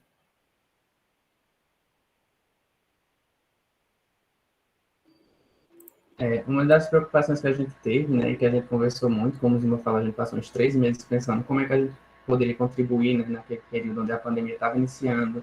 Existia um medo muito grande, porque a gente não sabia como é que o vírus funcionava ainda, né? Isso, depois de um ano, a gente já sabe, mais ou menos, mas a gente ainda tem muita incerteza sobre isso. E a gente pensou como é que a gente vai construir virtualmente, né, algum vínculo entre essas pessoas, como é que a gente vai levar elas a ficarem confortáveis para compartilhar suas experiências, né, de vida. E daí a gente pensou na música como um recurso de construção de vínculo com os participantes, né, sendo que muitas vezes as sugestões, elas partiam do WhatsApp, né, a gente pedia para eles no WhatsApp que eles compartilhassem algumas músicas, e a gente utilizava essas mesmas músicas que eles tinham compartilhado para acolher eles no início de cada encontro, né? Então a gente dava um período de 10 a 15 minutos para esperar eles entrarem na sala do Google Meet, e a gente reproduzia essas músicas, e isso já causava ali uma interação, né, entre eles, e eles partilhavam que eles gostavam de ter entrado, né, e tem uma música ali que eles conheciam, que eles gostavam tocando, né? Então isso foi um recurso que a gente utilizou para criar vínculo tanto entre os participantes como com os participantes e a gente que estava facilitando o grupo. E outra coisa que a gente utilizou também, né, como forma de tentar estreitar laços no virtual, foi a gente acolher cada pessoa, né, nominalmente, né? Então, elas iam entrando na sala e a gente ia dando boa noite, né, particularmente a cada uma. E isso já ia fazendo com que elas se sentissem mais confortáveis com a gente. No primeiro encontro de cada grupo, como o Zumba falou, todas essas técnicas, né, tudo isso que a gente criou, todas essas dinâmicas que a gente fez acontecer lá no momento, a gente ia adequando a partir da necessidade de cada grupo, né? A partir da necessidade que a gente percebia ao final de cada encontro, a gente ia inventar o que é que a gente vai fazer, né? A partir dessa demanda que a gente identificou nesse encontro. E tudo não tinha nada fixo, né? Mas o primeiro encontro, que era a construção da mandala, sempre era fixo, porque era a partir daí que a gente levantava quais eram as demandas do grupo, né? A gente conhecia o grupo a partir dessa dinâmica e a gente pensava nos outros encontros a partir dele. Então, a gente trouxe a mandala como uma simbologia, por causa da simbologia, né, de construção de unidade que ela apresenta. E a gente tinha 3 disparadores, né, que era uma forma da gente se conhecer, que era quem sou eu, de onde venho e como estou chegando. É importante ressaltar que a mandala foi sendo preenchida, né, ao mesmo tempo que as falas aconteciam, e no final a gente exibia elas preenchidas, né, com todas as falas, como se fosse uma construção do grupo, né. E quando as pessoas elas respondiam a fala como estou chegando, a gente já sabia, a gente conseguia identificar, né, a demanda, né, porque elas falavam das suas ansiedades, né, falavam do porquê que elas estavam chegando no grupo, e a gente conseguia mais ou menos visualizar como seriam os próximos encontros. E tudo isso, né, todo esse movimento da gente perguntar para elas e perceber como que elas estavam chegando, tornou possível que a gente fizesse no meio virtual, né, um planejamento participativo, que a gente construía os encontros a partir das demandas e necessidades que a gente percebia no grupo.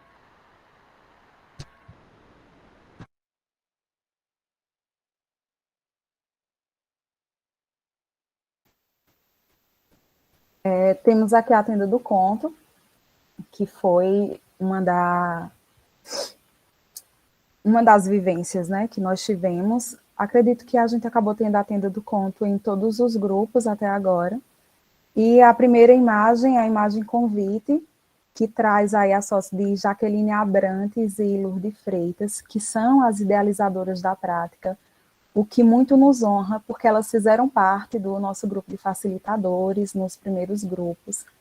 Então, foi muito bom poder contar com elas nesse início. A tenda do conto, ela consiste basicamente no resgate de objetos e das memórias afetivas a eles vinculadas, né? Onde os participantes narram suas histórias e podem ressignificá-las a partir da própria narrativa, e a partir também do que vai absorvendo da narrativa dos demais participantes. Ao lado, nós temos a imagem da cadeira que a gente projeta na tela do grupo, que no modo presencial a gente enfeita, né, essa cadeira, e ela é o trono, é o lugar onde o contador de história ele vai sentar, vai levar o seu objeto e vai narrar para todos o seu amor, sua dor, sua alegria. Levamos para o modo remoto numa tentativa de aproximar do fazer presencial da tenda do conto. E mais abaixo nós temos a colcha, construída com retalhos e com imagens dos objetos apresentados em tela pelos participantes. Alguns, como a gente tem um grupo do WhatsApp paralelo, alguns nos enviavam antes para que a gente pudesse projetar, e muitos levavam só na hora, né? Porque acontece muito na tenda do conto também, da pessoa pensar que não vai apresentar nada e vai ouvindo as outras falas e lembra de um objeto e busca ele na hora.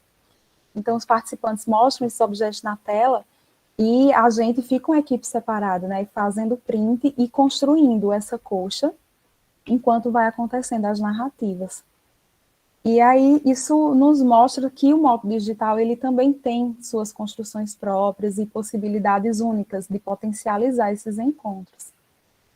Toda essa construção se fez forte. Podemos ver isso nos relatos de alguns participantes, que quando eles iam se referir à tenda do conto, passaram a chamar de dinâmica da coxa de retalhos, porque quando eles viam essa coxa construída, era um momento de muita emoção e ressignificação no grupo. Pode passar, gente.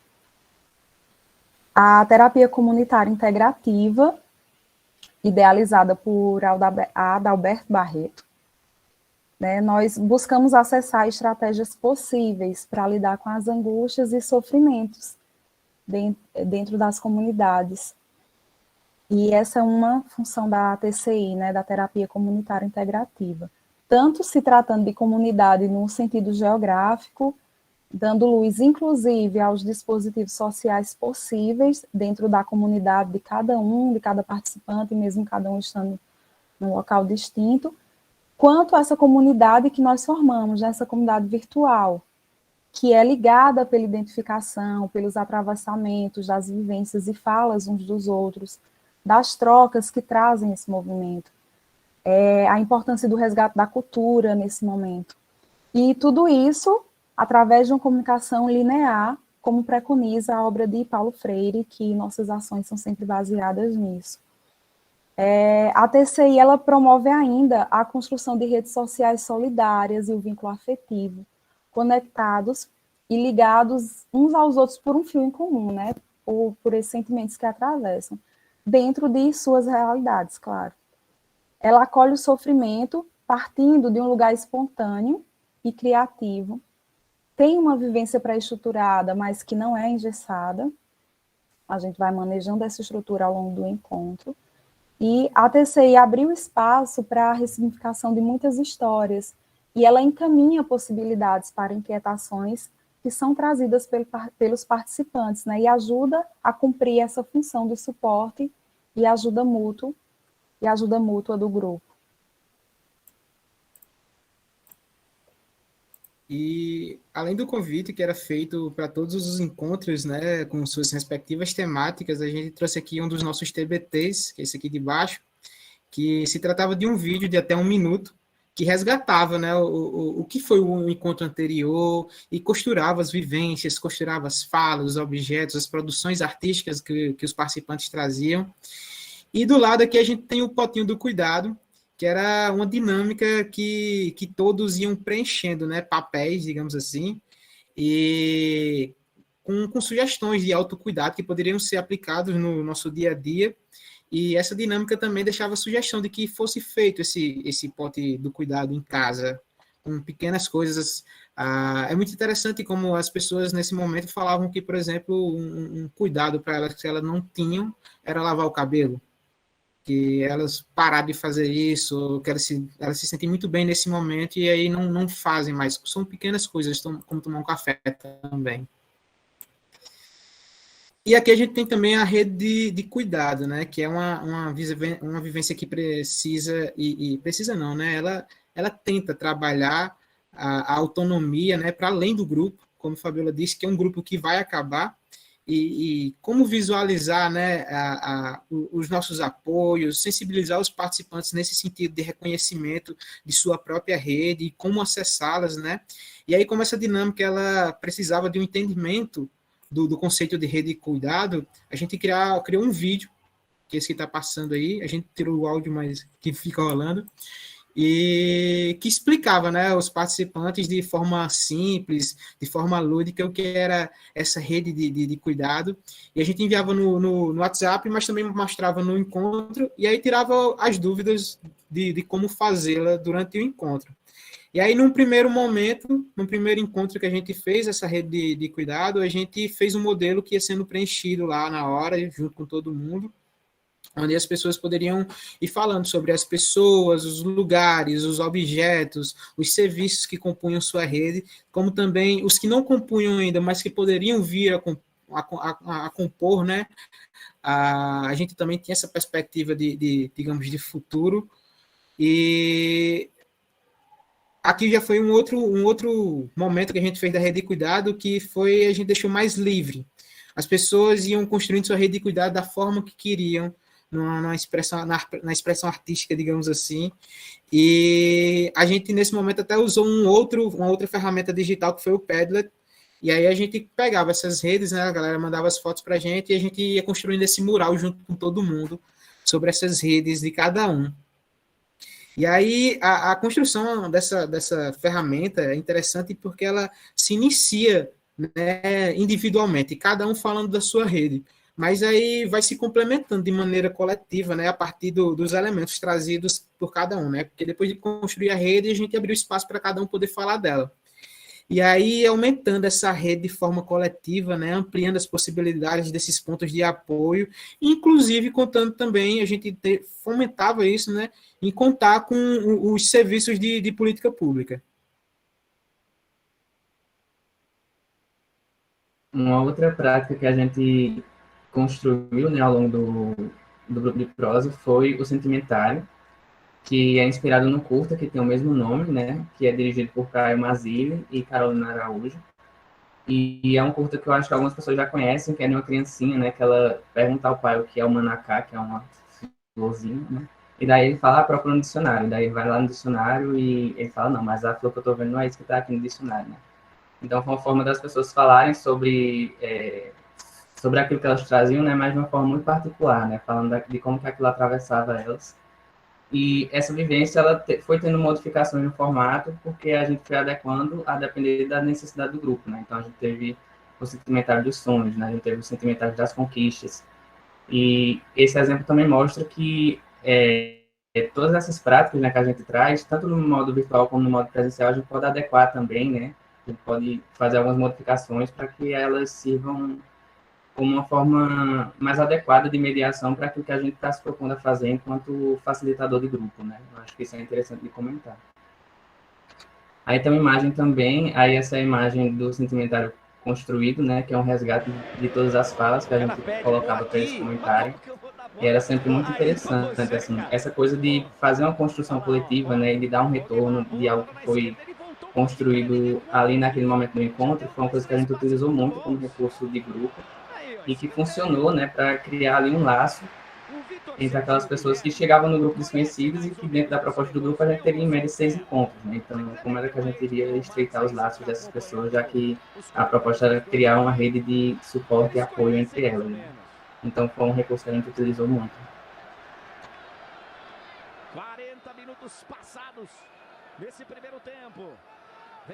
E tem também, né, como o Zumba falou no início da fala, o suporte mútuo, que é um modo de suporte que existe, né, para além dos encontros que a gente tinha com eles semanalmente. E a gente utilizou, né, a construção desse espaço, principalmente no WhatsApp, e aqui a gente trouxe para ilustrar, né, algumas das ferramentas, né, que a gente utilizou para disparar conversas no grupo, né. Então, a gente sempre trazia alguma temática relativa à fala que eles traziam nos encontros ou alguma coisa que eles tinham colocado já no formulário de inscrição para fomentar um espaço ali de conversa entre eles, né, para que eles interagissem. A gente também criou ali, tem uma arte que é sobre lava-pés, né, porque surgiam alguns cuidados, assim, cotidianos que a gente poderia se utilizar, né, no dia a dia.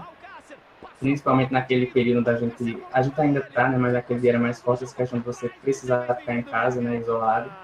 E como que no próprio dia a dia, né, no nosso próprio cotidiano, a gente poderia encontrar momentos de cuidado, né, para que a gente pudesse, de alguma forma, fugir daquela realidade que muitas vezes era muito pesada, né, para a gente. Então, foi uma coisa que a gente utilizou muito, que a gente estava ali que deu muito certo. E nessa daí ele não daria esse passe miserável que ele deu para o Pino. McTominay vem buscar Cristiano Ronaldo. Gente, aí a gente já vai encaminhando para o encerramento de nossas falas, né? E aí, nesse momento, a gente queria voltar ao que eu falei no início, né? Que nosso objetivo era alcançar, por exemplo, as comunidades aqui de Campina Grande, em especial a comunidade ali do Morro, do Morro não, do Novo Bodocongó, que é uma comunidade que fica perto do CCBS, né? E aí, que era o nosso público-alvo, né? Mas, e aí, a gente não conseguiu alcançar eles. E por quê, né? Porque o pessoal não tem acesso à internet. Não tem acesso a aparelhos eletrônicos, né? O meio virtual ele não se apresenta como uma forma democrática de se fazer assistência em saúde, né? Já que há ausência de políticas públicas efetivas que garantam esse acesso esse acesso democrático mesmo às ferramentas digitais e ao uso da internet para a população. Como eu disse, a gente teve pessoas no nosso grupo de prosas do Brasil inteiro, do norte ao sul do país, todos os lugares, muita gente também de Campina Grande, mas a gente não conseguia alcançar quem estava ali do nosso lado do CBS, sabe?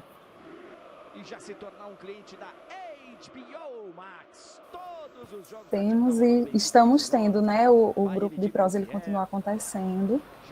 Vai se iniciar novo ciclo também. As inscrições serão abertas em breve. E aí, continuando nesse pensamento, em alguns casos também, mesmo havendo o acesso à internet, né? E mesmo as pessoas tendo aparelhos eletrônicos para se conectar, houveram casos em que não era possível, né, garantir um espaço privado e seguro dentro de casa. Essas pessoas, algumas não conseguiam isso. Para que elas pudessem ter um sigilo da fala compartilhada com o grupo, que é algo que não ocorre no presencial, né? A gente está falando assim de um projeto que deu certo, mas a gente não está dizendo que esse projeto substitui o fazer presencial, o estar junto das pessoas e propiciar esse espaço para as pessoas.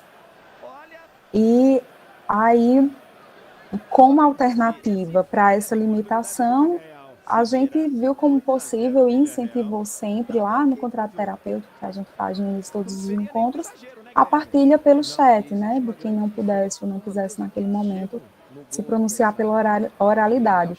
Mas aí também nós avaliamos que muito dessa oralidade, do conteúdo que pode ser trazido, ele acaba se perdendo quando a pessoa precisa condensar a sua fala em uma mensagem escrita.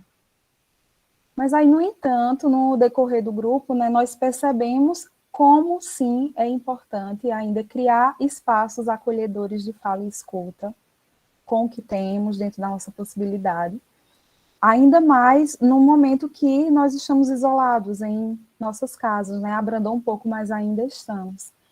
E acolher o sofrimento dos participantes, promover esse espaço de trocas, de experiências, podemos observar que possibilitou uma mudança de postura deles ao longo dos encontros, bem como também nos feedbacks que a gente vem recebendo, né?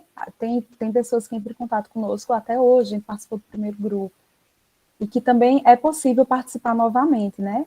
É um grupo que você não participa uma vez, e sua inscrição não pode mais ser feita, inclusive isso é incentivado durante os encontros, que quem sentir necessidade de permanecer pode se inscrever mais uma vez. E, gente, eu vou pedir desculpa, que meu computador ele tem 12 aninhos, ele está entrando na pré-adolescência, e a câmera está com problema aqui. Mas eu acho que outra consideração interessante para se falar sobre a experiência do grupo de prosa, né, é que no início dos ciclos houveram falas que falavam muito sobre a insegurança, né, e o medo em relação ao futuro, né, principalmente nesse momento que a gente está atravessando de pandemia. Tiveram falas que falavam muito sobre luto, sobre perda, né, sobre as condições precárias de trabalho naquele período. Pessoas que estavam precisando sair de casa com muito medo, né, para trabalhar. Pessoas que traziam quadros de ansiedade, tiveram muitos discursos, né, que eu não lembro se foi Luísa ou se foi Vitória que falaram no início, né, que muitas vezes chegam pessoas já com um diagnóstico rígido, assim, né, isso aconteceu muito no grupo, assim. Apareciam pessoas com um discurso medicamentalizante muito forte, de chegar já dizendo, né, que, olha, ao longo da pandemia eu desenvolvi aqui um quadro de depressão, né, eu estou aqui com um quadro de bipolaridade. E ao longo do encontro a gente ia tensionando um pouco isso, né? E a partir da partilha das experiências, né? Mas enfim, ao longo das partidas, né, das experiências e das vivências das pessoas, a gente ia buscando esse âmbito social do sofrimento, né? Que atravessa a gente. A gente está vivendo uma pandemia e a gente sempre demarcava isso, né? Que a gente pegava esse sofrimento e tentava sempre não individualizar, né? E eu acho que o próprio formato da experiência, né, por ser em grupo, já possibilitava isso, né? A gente trazia a natureza coletiva e social do sofrimento, né? Para que as pessoas elas soubessem que aquilo não era uma coisa individual só delas, né? Claro que cada sofrimento tem sua particularidade, mas é importante também a gente convidar as pessoas a pensarem, né, sobre a realidade social que nos atravessa, né? E eu acho que a gente encerra aqui a nossa fala, né? A gente pensou muito em trazer sobre essas limitações e as potencialidades que o projeto teve, porque enquanto núcleo de psicologia comunitária, a gente pensou, poxa, como é que a psicologia comunitária pode ajudar nesse momento, né? E daí a gente criou um grupo, né, que é uma coisa com que a gente trabalha muito no núcleo, mas a gente também não podia se furtar de comentar das limitações que o meio virtual traz, né, principalmente porque nesse momento isso é uma coisa que a gente não vai poder se furtar mais, né, enquanto profissionais de psicologia. A gente vai ter que dialogar sobre como é que vai ficar, né, nossas relações com a tecnologia e nosso trabalho com isso. E a gente identificar, né, tanto as potencialidades como as limitações que esse meio ele nos apresenta. E eu queria encerrar minha fala agradecendo, assim, né, pelas pessoas que ficaram ouvindo a gente até agora. Muito obrigado também pelo convite, Gabriel. E eu acho que agora a gente passa para as perguntas. Muito obrigado, gente, pela fala, pelas exposições, né, pela divulgação desse trabalho maravilhoso que vocês estão realizando. A gente vai dar prosseguimento aqui, passando para as inscrições e já seguimos com a discussão, tá certo? Malu se inscreveu. À vontade, Malu. Ai, gente, eu queria agradecer a vocês três do Nux, antes de tudo, né, por terem topado estar conosco hoje. E só dizer, assim, que eu fico muito feliz vendo o trabalho, né, que vocês vêm desenvolvendo, a potência da experiência nessa promoção do cuidado, né. E aí, pelo que trouxeram, eu vi realmente o quanto vocês construíram tudo com muito carinho e cuidado, né, e como foi possível para os participantes, né, essa formação de uma rede de cuidado de fato, né, que tanto a gente fala no nosso curso e reitera, né, mostrando que a universidade tem um papel aí e vem cumprindo esse papel, né, através de vocês e também enquanto estudante de psicologia, né, como é que a gente faz algo de fato, né. Além de se reunir aqui e refletir sobre toda a problemática, né, da campanha do Setembro Amarelo, da individualização dos sofrimentos, como é que a gente faz algo que de fato impacte, que busque alguma transformação e que crie uma rede que permita que os sofrimentos, justamente, eles não sejam individualizados, né, eu acho que esse é o sentido da formação de uma rede de cuidado. Então, óbvio que a gente segue cobrando, reivindicando por políticas públicas, né, e uma revolução estrutural, como a gente já debateu aqui, mas também como é que a gente age dentro do que está ao nosso alcance, né, então acho que a fala de vocês vai muito nesse sentido, e a partir disso eu gostaria de agradecer mais uma vez, né, por apresentar para a gente esse projeto lindo.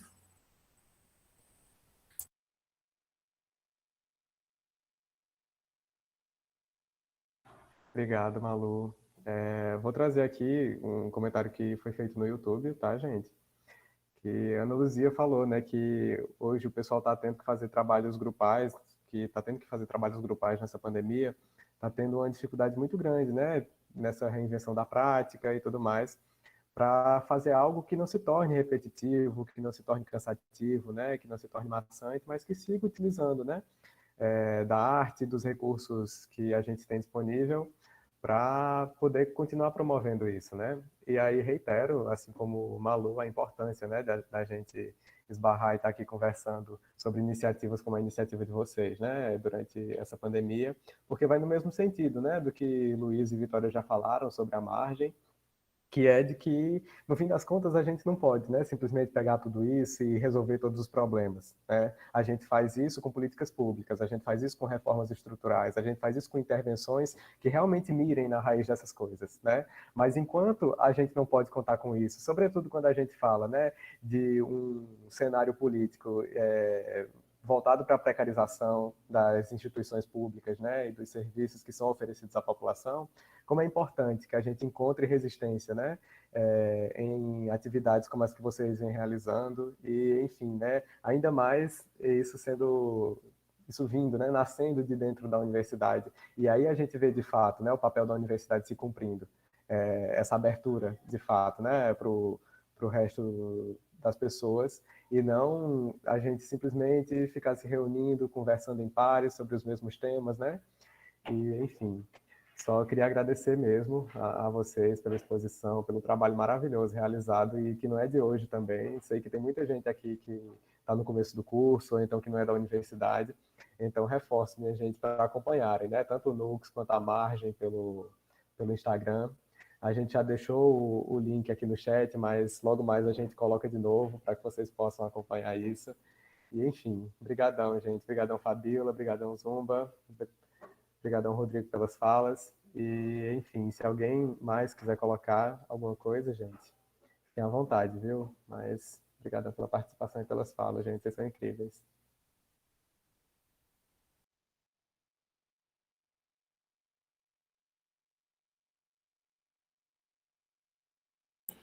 Fala, então, só agradecer novamente, reforçar o agradecimento por estar aqui, por poder compartilhar desse trabalho, né, e dizer que o Nux, esse é um trabalho do Nux, né, e ele está sempre aberto, assim, para novas pessoas, novas ideias, então cheguem junto também, né, a gente também acompanha a gente também no canal do YouTube, e a gente está fazendo e está transmitindo exatamente agora uma aula de saberes ancestrais, e que a gente debate também os conceitos de cuidado e de cura. Eu acho interessantíssimo isso também. Então, mais uma vez, muito obrigado, Gabriel, e ao Centro Acadêmico.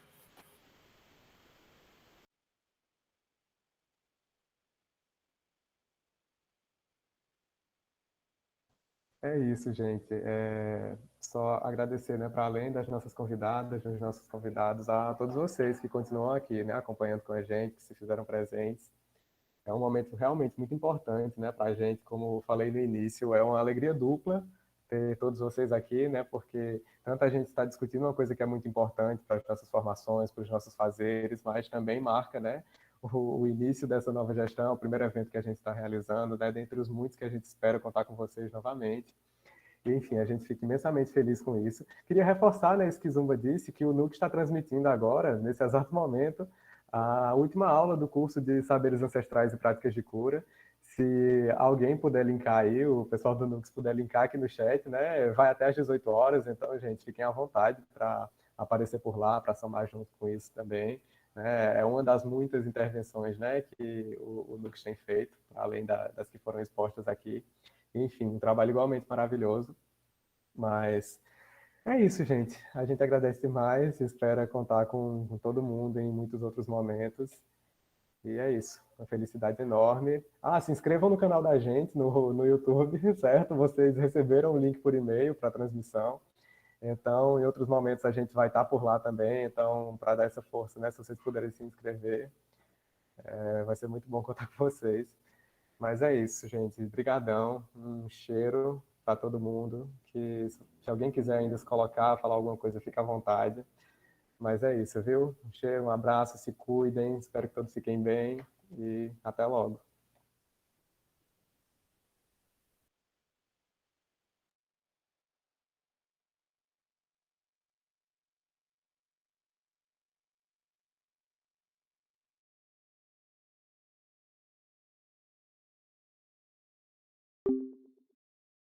Coisa, fica à vontade. Mas é isso, viu? Um cheiro, um abraço, se cuidem. Espero que todos fiquem bem e até logo.